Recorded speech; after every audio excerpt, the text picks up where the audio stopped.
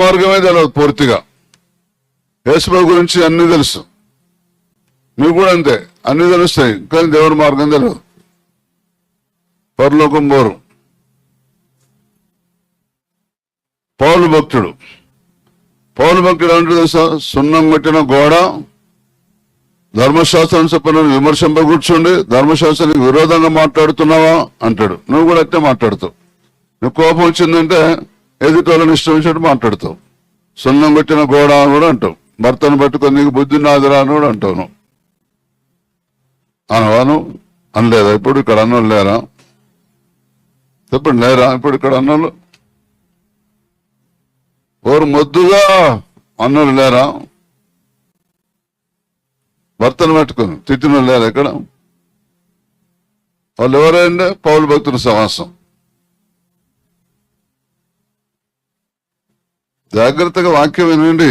మీ ద్వారా ఏం జరగాలని ఇక్కడ కార్యాలు రాసినాయి. పూర్వకాలం నుండి పాడైపోయిన స్థలములను జనులు కట్టుదురు. జనులంటే మీరే. పూర్వకాలం పాడైపోయిన స్థలాలు. పూర్వము నేను హింసకుడను, దూషకుడను, హానికరుడను అన్నాడు. అంటే హింసకుడు అంటే ఇది దేవుని మందిరం పాడైపోయినట్ట.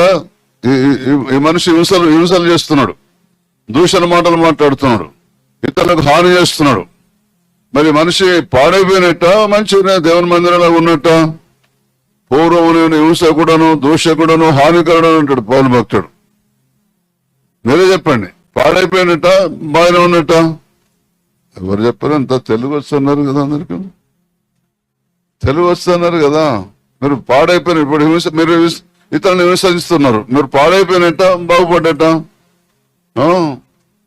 మీరు అప్పుడప్పుడు దూషణ మాటలు మాట్లాడుతున్నారు. పాడైపోయిన స్థితిలో ఉన్నట్ట, బాగుపడే స్థితిలో ఉన్నట్ట?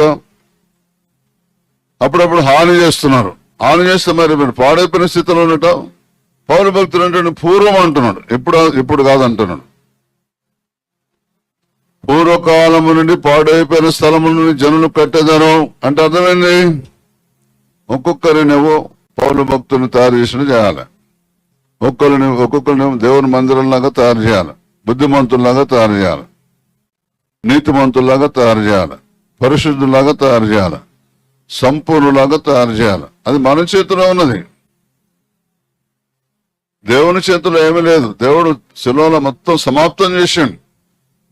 మానవుడు యేసు ప్రభువులాగా తయారు కావడానికి, ఉచితంగా తయారు కావడానికి చేయాల్సిన కార్యక్రమాలను చేశాడు.